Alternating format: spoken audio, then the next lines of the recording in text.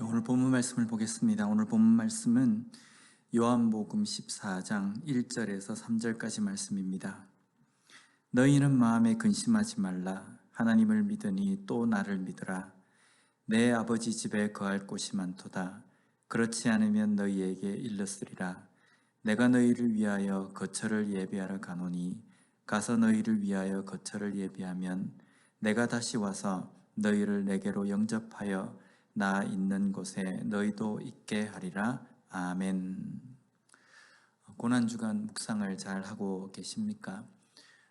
고난주간 예수님께서 십자가의 그 사역을 이루시기 일주일 전 그 귀한 시간 가운데에 예수님께서는 제자들에게 또 우리들에게 많은 말씀을 하셨습니다. 그 중에 오늘은 세 번째 시간으로서 우리에게 말씀하신 근심하지 말라라는 그 말씀의 뜻이 무엇인지를 우리가 살펴보려고 합니다.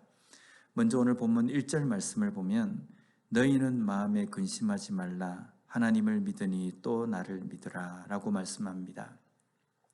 예수님께서 제자들에게 근심하지 말라. 하나님을 믿는 것처럼 또 나를 믿으라 라고 말씀합니다.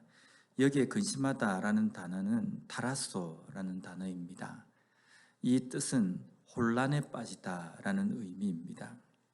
지금 제자들이 혼란에 빠질 수 있는 상황에 있습니다. 그러한 상황을 만나지만 예수님께서 제자들에게 말씀하신 것은 혼란에 빠지지 말라, 근심하지 말라라고 말씀합니다. 왜 제자들이 혼란에 빠질 수밖에 없는 상황이 되는가?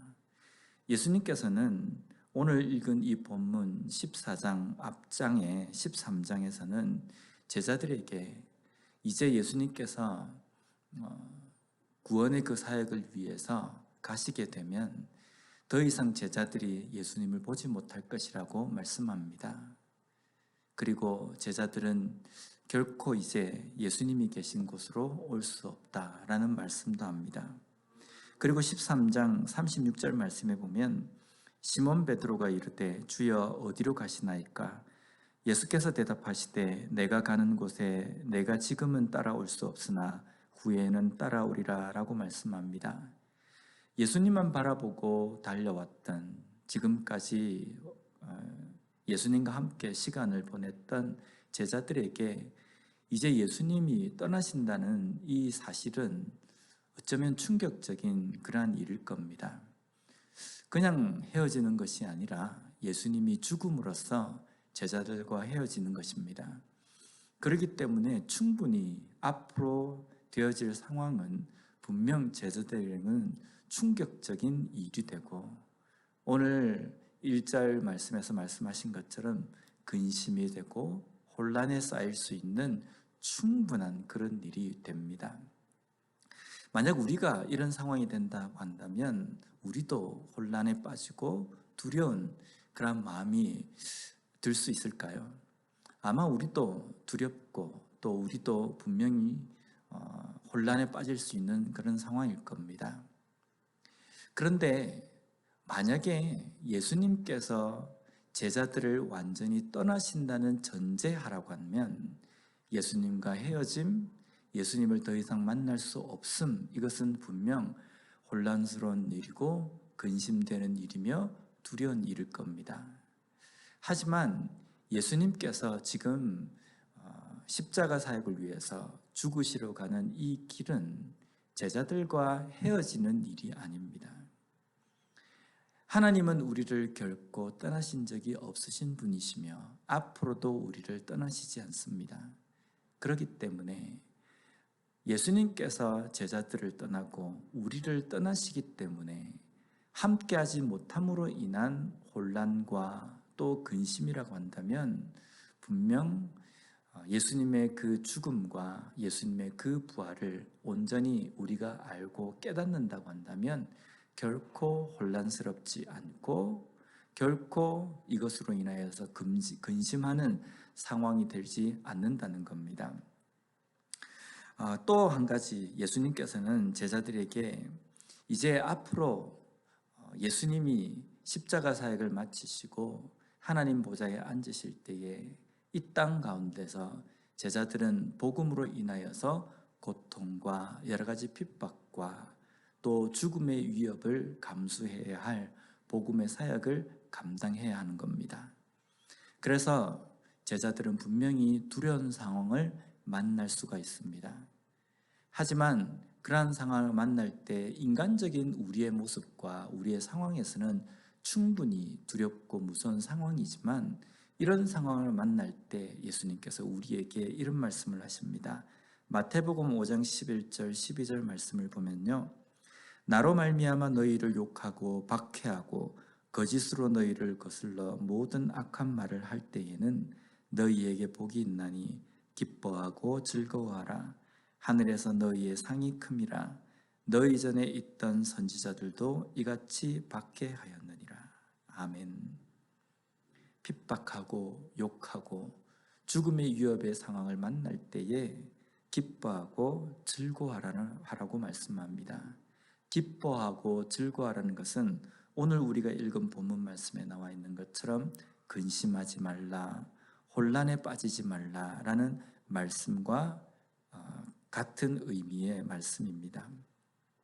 우리가 부활을 붙들고 부활의 신앙을 가지고 있다고 한다면 예수님께서는 무덤에 계신 분이 아니시기 때문에, 부활하셔서 우리와 함께 하시는 분이시기 때문에 우리가 어떤 상황을 만나고 어떤 상황을 우리가 겪는다 할지라도 결코 그것으로 인하여서 우리가 혼란에 빠지거나 두려워하지 않는다는 겁니다. 이 부활을 약속하신, 부활을 이루신 예수님을 믿는 자들은 결코 두려워하지 않습니다. 다음 2절 말씀을 보면요, 내 아버지 집에 거할 곳이 많도다. 그렇지 않으면 너희에게 일렀으리라. 내가 너희를 위하여 거처를 예비하러 가노니. 예수님께서 지금 거처를 예비하러 간다라고 말씀합니다. 여기에 거처라는 말이 나오는데요, 제가 어릴 때 이런 설교를 들었습니다. 지금 천국은 한참 공사 중이랍니다. 믿는 그리스도인들이 천국에 오면 거할 곳을 마련하기 위해서 천국이 지금 공사 중이랍니다. 이게 맞습니까? 예수님께서 지금 거처를 예배하러 가신다는 것이 천국에 지금 공사로 지금 가시는 것입니까?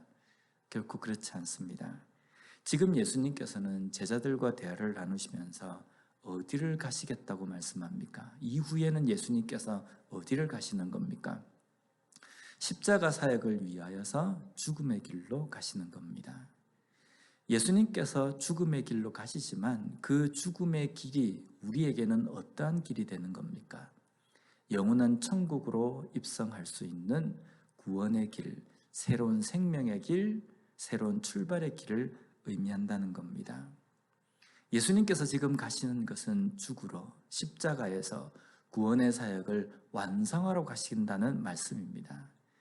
그 십자가 사역을 완성하러 가심으로 인하여서 우리에게는 영원한 생명, 구원의 완성으로 말미암아 우리가 하나님의 나라, 천국에 입성할 수 있게 된다는 겁니다. 그렇기 때문에 예수님의 죽음은 절망이 아니라 새로운 생명을 위한 것이며 새로운 생명의 첫 출발점을 의미하기 때문에 그 죽음은 결코 두려운 것이 아니라는 겁니다. 그래서 어쩌면 고난주간에 우리가 묵상할 것은요, 어두운 분위기에서의 어떤 묵상이 아니라 부활을 바라보는 밝은 분위기의 묵상이 되어야 합니다. 왜냐하면 예수님의 고난과 죽음이 우리 인간적인 눈으로 보았을 때에는요, 슬프고 절망적이고 어두운 것이 될지 모르지만 그 예수님의 고난과 죽으심이 부활과 연결되기 때문에 그 부활은 곧 우리에게 새로운 생명, 새로운 삶을 주시는 것이기 때문에 분명 어두운 것이 아니라 밝은 것이 된다는 겁니다.